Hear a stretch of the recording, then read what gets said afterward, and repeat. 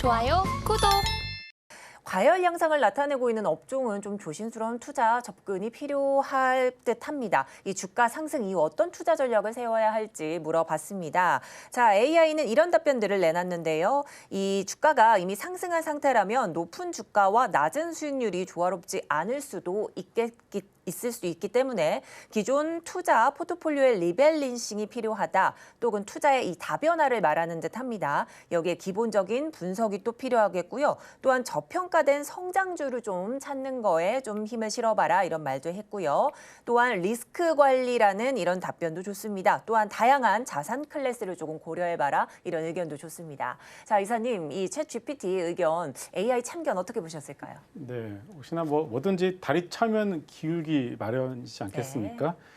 네. 조금 최근에 2차 전지 섹터의 경우에는 좀 과열되는 부분들이 없지 않아 있었죠. 그렇죠.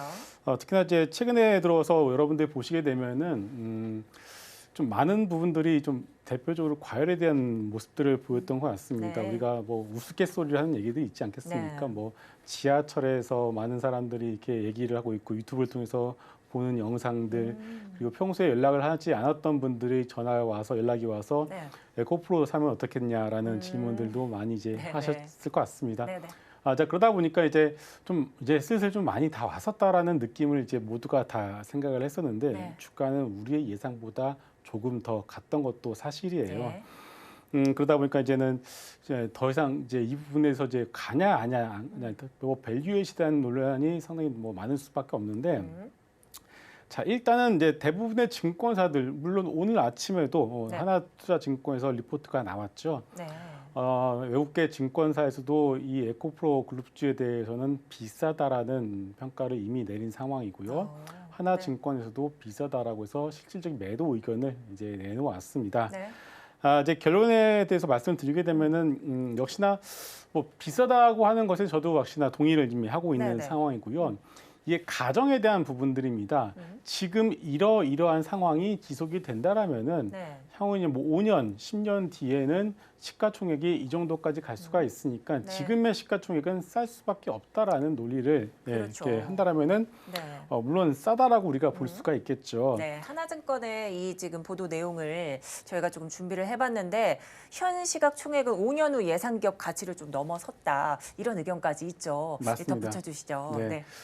자, 결국 이제 뭐 주식이라는 것이 이제 미래에 대한 실적을 현재 끌어와서 주가에 반영시키는 것은 맞습니다. 그런데 이제 이게 뭐 2년 뒤에 시가총액이냐, 5년 뒤에 시가총액이냐, 네. 10년 뒤에 시가총액이냐 어떤 그런 식의 어떤 논란은 있을 수는 있고요. 네. 그에 따라서 주가는 일시적으로 오버슈팅이 나올 수도 있고 언더슈팅이도 나올 수가 있는 겁니다. 일단 지금 같은 경우에는 분명히 조금 오버슈팅 구간에 들어간 것은 맞다라고 생각을 하고 있고요. 네. 과거에 우리가 이제 현대중공업 같은 경우에도 10년치 실적을 끌어다 썼습니다. 네. 그 당시에 저희들끼리 어떤 얘기를 했었냐면은 이건 뭐 10년치 실적을 끌어다 쓰면은 전체 뭐 전 세계의 바다를 이 현대중공업이 만든 배로 뭐 채울 셈이냐 네. 라는 식의 농담을 할 정도였는데요. 네네. 결국은 지금의 어떤 밸류에이션은 분명히 비슷한 것은 맞다라고 보여지고 있고요. 그리고 또 하나 이제 어제죠. 그 실적이 나왔습니다. 네. 에코프로 BM 에코프로 실적이 나왔는데 네. 시장의 컨셉보다는 살짝 좀 미스해서 나왔어요. 이게 중요한 이유가 네네. 뭐냐면은 우리가 네이버, 카카오가 실적이 살짝 좀 미스되면서부터 주가가 본격적으로 부러지기 시작했습니다. 네. 성장주가 우리가 성장주의 높은 밸류에이션을 정당할 수 있는 것은 네. 높은 매출액 성장률, 높은 영업이익 성장률 때문에 우리가 그만큼 비싼 멀티플을 정당화하는 것인데 매출의 성장률 그리고 영업이익률 성장률 자체가 이것이 슬로우진다라면은 지금의 높은 어떤 멀티플 우리가 무엇으로 정당화할 수 있을까요? 그래서 네. 지금의 주가는 일단 좀 하다못해 쉬어갈 필요는 있다라고 좀 보여지고 있습니다. 네. 이 증권가 이 분석이 2차 전지도 지금은 너무 비싸다라는 이 분석도 조금 나온 상황에서 이사님도 오버슈팅 구간이 좀 자명하다 이런 말씀해 주셨습니다. 자, 그리고 1분기 실적 예상치보다 소폭 하회를 했다 이런 말씀까지 해주셨는데 이 말씀해 주신 것처럼 이 에코프로 실적이 어제 좀 발표가 됐습니다. 이 다음 장 한번 확인을 해보면요. 이 1분기 영업이익 추이를 보면 이 에코프로는 이제 1,795억 원대, 에코프로는 또 소폭 1,073억 원대 조금 내렸고요. 에코프로 HN은 119억 원 가량 이렇게 영업이익이 발표가 됐는데 이에 따라 관련주들이 또 변동성을 보이기도 했습니다. 이 전년 동기 대비 3배 가량의 이 성장세는 보였지만 시장 전망치엔 못 미쳤다 이런 분석이 있는데 이러면서 에코프로에 대한 첫 매도 의견이 또 나오기도 했죠. 그래서 또 이른바 포모 주식이 되었다는 분석까지도 나오는데요. 또 관련해서 엔캠 역시 최대 주주가 지분을 좀 처분한다 이런 이슈도 있습니다. 이렇게 된다면 2차 전지 이제 조정 국면에 좀 들어섰는지 궁금하게 됐는데요. 네, 뭐 조정이 들어가야죠. 예, 건강한 하다못해 건강한 조정이라도 나와야지 네. 뭐 일부 혹은 가지고 계신 분들이 이제 생각하시는 그런 높은 밸류에이션, 뭐 목표 시가총액이 네. 엄청 높지 않겠습니까? 그런 목표 시가총액 가는 그 과정이 만약에 있다라면은 그 과정 자체는 쉬었다 가는 과정은 분명히 나올 수밖에 없습니다. 그래서 이것이 뭐 꼭질 수도 있고 아니면은 쉬었다가 다시 갈 수도 있겠지만 네. 하다못해 일단 지금은 벌어진 이격을 줄여나가는 과정은 무조건적으로 필요하다는 것을 여러분들이 인식하실 필요가 있다라고 저는 생각을 합니다. 네네. 그리고 여기에 대해서 몇 가지 첨언을 드리게 되면은 종목은 시간이 가면 갈수록 압축이 될 것 같습니다. 지금까지는 2차 전지를 한다 혹은 2차 전지에 관련된 종목이라고 뉴스가 나오면은 뭐 앞뒤 안 가리고 네. 이제 급등하는 그런 모습이 나왔습니다. 맞습니다. 네네. 시장이 스터디를 하지 않고 뉴스만 보고서 바로 매수 버튼을 그런 누르는 현상이 네네. 최근에 많이 나왔었죠. 하지만 이렇게 한번 꼭지였던 흐름들 그리고 이게 아닌가라는 생각을 모두가 하게 된다라면은 지금부터 나가는 매수 버튼은 신중을 기할 수밖에 없고요. 네. 그다음 뉴스만 보고서 우리가 매수 버튼을 눌렀다라면은 지금부터는 하나 뭐 사업 보고서라든가요. 네. 아니면 이 회사가 정말 진짜 2차 전지와 관련된 사업을 하는지 등등 조금 더 깐깐하게 볼 수밖에 없기 때문에 네네. 주가의 탄력성 자체는 점점 더 떨어질 가능성이 높고 이러한 흐름들이 반복이 되기 때문에 종목들이 압축이 되는 과정이 나올 수가 있습니다. 네. 일부 리튬 관련주들이 있습니다. 이런 종목들의 경우에는 1년 전에 거래가 정지되었다가 다른 쪽으로 인수가 되었고 그 네. 이후에 시가총액 1천억 대 있었던 종목들이 무려 1조 원 가까이 올라가는 그런 종목들이 덜어 있거든요. 네. 뭐 굳이 제가 종목 이름을 말씀을 안 드리더라도 여러분들이 다 아실 거라고 생각합니다. 네네. 이들 종목들을 보게 되면은 다들 다 계획만 말씀을 하고 있습니다. 이러한 계획을 하고 있고 이렇게 해서 이러만큼의 매출과 영업이익을 달성하겠다라는 그런 네. 어떤 계획을 그동안 회사 쪽에서 얘기를 매년 해왔고 뭐 실적도 나오지 않은 상황에서 주가가 수익에서 10배가 올랐어요. 네. 그래서 이것은 실제 실적이 나온다고 하더라도 주가는 떨어질 수밖에 없고요. 네. 실적이 나오지 않다라면 주가는 더 가파르게 떨어질 가능성이 높기 때문에 네. 이런 일부 단기에 10배 이상 올라간 리튬 관련주들의 경우에 여러분들 좀 조심하실 필요가 있다는 말씀도 덧붙이겠습니다. 네, 그렇습니다.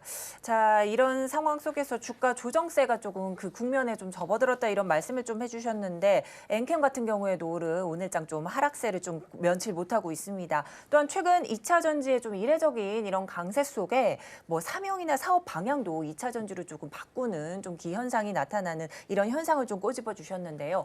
달이 차면 기울기 마련이다. 이제 앞서 이렇게 말씀해 주신 것처럼 이 좀 과열 현상이 나타나면 조정 국면이 조금 뭐 필수 불가결로 좀 따라갈 것이다. 이런 말씀해 주셨습니다. 오늘 2차 전지 관련주들 대부분 낙폭을 좀 키워가고 있는 상황 속에서 현재 이렇게 조정 국면 좀 점쳐 주셨는데 자, 그렇다면요.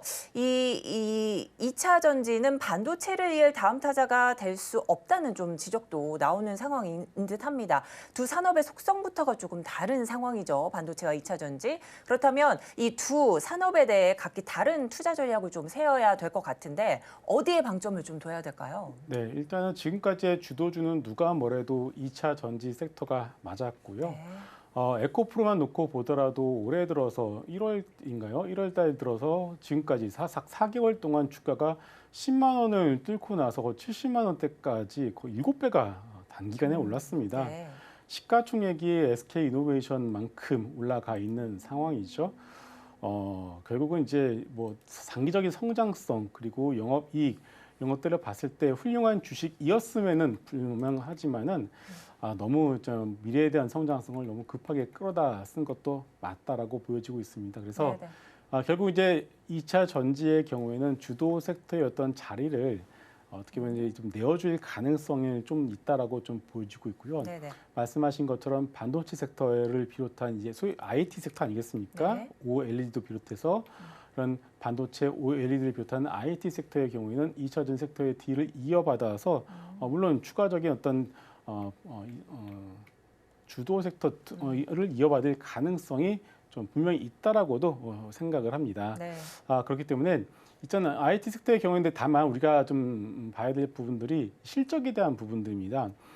일단 2차 전 섹터의 경우에는 올라갔을 때 네. 우리가 지금 우리 주변 전기차 침투율이 11%에서 12%밖에 되지 않고 있기 때문에 지금 이런 전기차들이 한 50% 정도만 되더라도 얼마나 뭐 실적이 얼마나 많이 나오겠어라는 네. 어떤 그런 그림이 그려지는데 네네.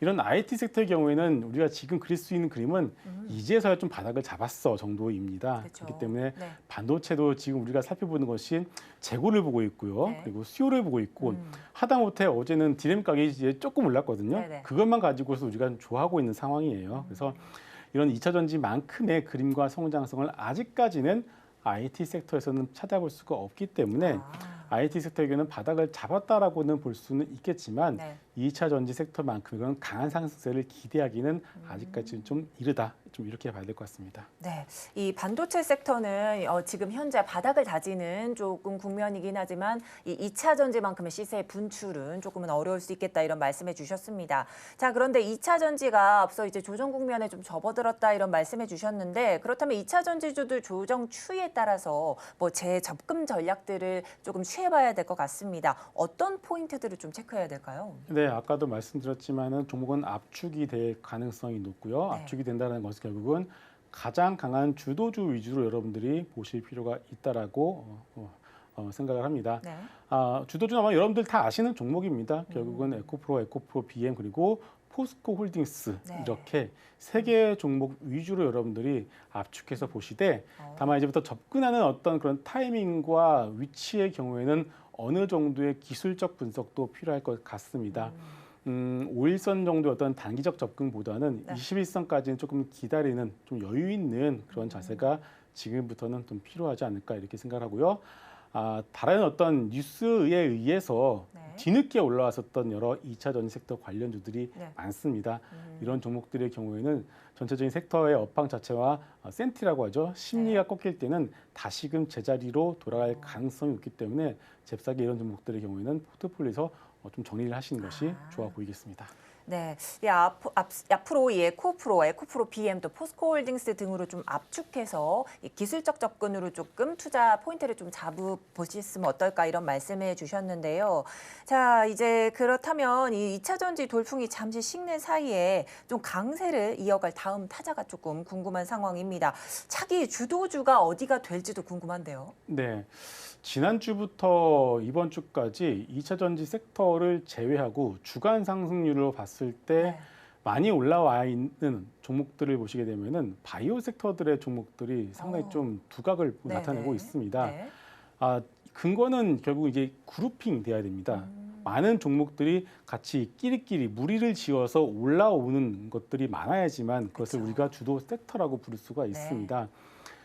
근데 지난주부터 보시게 되면은 뭐 ABL 바이오, 알테오젠, 레고캠 바이오 그리고 오늘 같은 경우에는 셀트리온 그룹주들이 아하. 시장을 좀 그쵸. 주도하고 있는 네. 모습을 보여주고 있습니다. 음. 우리가 지난주에도 한번 이 부분에서 말씀을 드렸었죠. 네. 네네. 바이오 섹터의 경우에는 두 가지 어떤 호재를 가지고 있습니다. 첫 번째는 5월 4일, 5월 초에 있을 FOMC에서는 물론 금리가 뭐 올라갈 수도 있겠지만은 네네. 올라간다고 하더라도 그것이 마지막일 가능성이 있고요. 네. 금리 동결에 대한 부분들도 충분히 점쳐지고 있기 때문에 네. 그동안 빠른 금리 인상이 가장 큰 피해주였던 바이오의 경우에는 바닥을 잡고 빠르게 돌아갈 가능성이 높다 이렇게 볼 수가 있겠고요. 네. 그리고 또 하나 좀 여러 가지 뉴스 워낙에 이제 악재들을 네. 그동안 너무나 충분히 선 반영했기 때문에 네. 약간의 호재만 나오더라도 주가가 바닥에서 올라가는 그런 경향을 보여주고 있습니다. 네. 최근 같은 경우에는 다음 주에 윤석열 대통령이 미국을 방문하지 않겠습니까? 맞습니다. 그러면서 원전에 대한 얘기도 할 것이고요. 그리고 바이오의 기업들을 10개 정도의 기업들 대표들과 같이 네. 간다라는 뉴스가 나왔습니다. 네네. 그냥 데리고 가지는 않겠죠. 그렇죠. 가서 하다못해 뭐 계약 한두 개 정도는 하고 오지 않을까 이렇게 네네. 기대를 하고 있기 때문에 설사 뭐 계약을 안 한다 손 치더라도 이런 뉴스만 가지고서라도 낙폭과대 종목들의 경우에는 충분한 호재가 될 수 있다라고 봐야 될 것 같습니다. 그래서 시장의 경우에는 유동성이 결국은 2차 전지에서 빠져나온 유동성이 어디로 흘러가는지가 중요한데 오늘 여러분들 시장 놓고 보시면 2차 전지가 흘러내리는데 네. IT가 올라가나요? 아니요. IT는 올라가지 않습니다. 2차 전지가 흘러내리면서 네. 빨간불이 들어오는 섹터의 경우에는 제약바이오 섹터가 빨간불이 들어오는 것을 볼 수가 있죠. 그래서 제약바이오 섹터의 경우에는 차기 주도 섹터의 가능성이 상당히 높고요. 또 하나 5월부터는 이제 본격적인 실적 시즌, 중소형주의 실적 시즌이 시작되는데 네. 아시겠지만 대부분 종목들이 감익 구간을 지나가고 있기 때문에 실적이 그렇게 좋지는 않을 거예요. 네네.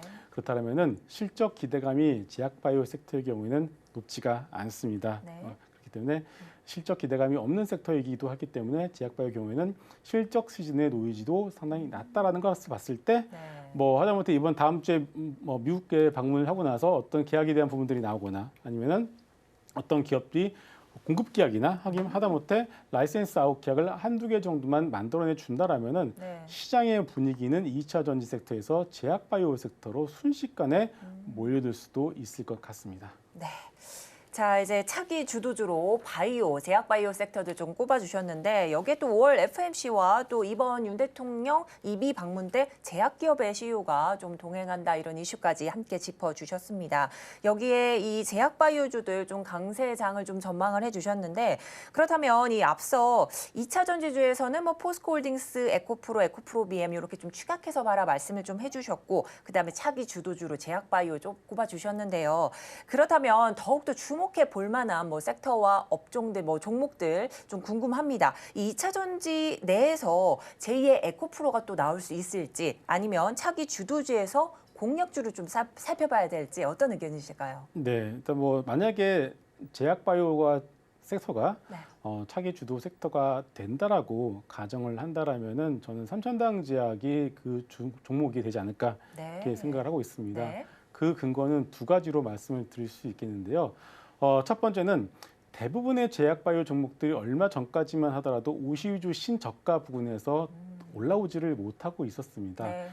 지난주부터 이제 2차 전지가 조금 부담스러운 구간에 들어가면서부터 낙폭과대 제약바이오 섹터들이 좀 더 돌아서는 모습이 나오고 있는데 이미 그 전부터 삼천당 제약의 경우에는 50주 신고가를 기록을 하고 있었죠. 네. 이미 가고 있었던 종목이라는 뜻이고요. 네.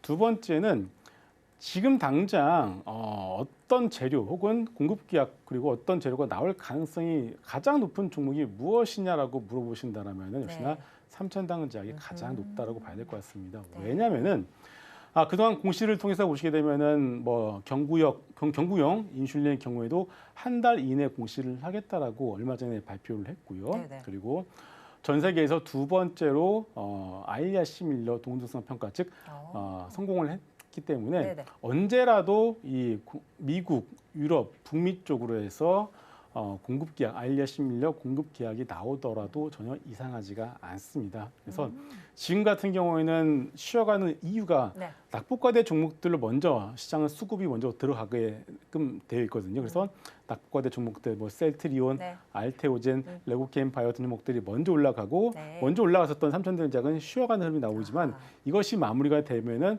다시금 2차 반등은 삼천당제약이 다시금 신고가를 돌파할 가능성이 상당히 높다 이렇게 좀 봐야 될 것 같습니다.